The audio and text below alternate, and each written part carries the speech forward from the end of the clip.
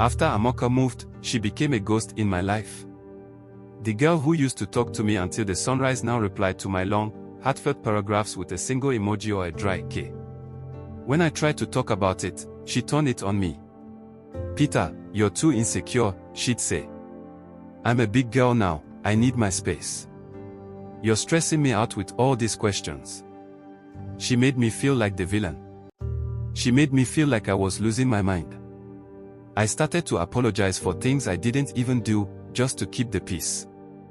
I didn't know she was using that peace to build a wall against my heart. The breaking point came on a Tuesday afternoon.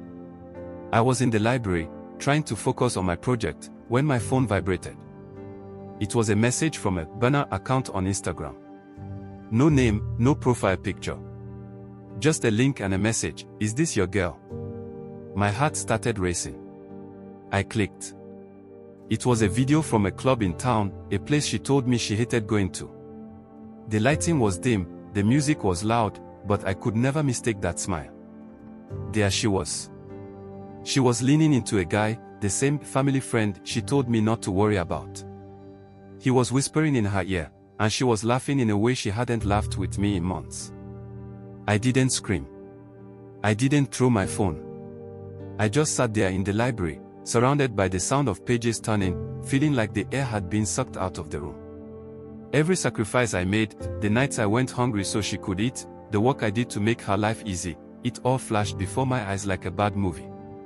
I felt cheap. I felt used.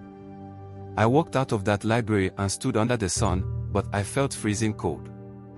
I realized that while I was planning a future with her, she was using me as a safety net until she found a better option. I called her that evening. My voice was dead. I didn't even have the energy to be angry. I just asked, "Amoka, why did you do it?" There was a long, heavy silence on the other end. No apology. No, "I'm sorry."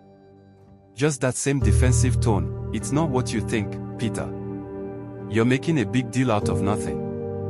I realized then that you can't fix someone who doesn't think they're broken. I said, "I think this is where I stop." I hung up and blocked her everywhere. I thought that was the end of the story. I didn't know the universe had a final chapter waiting for us.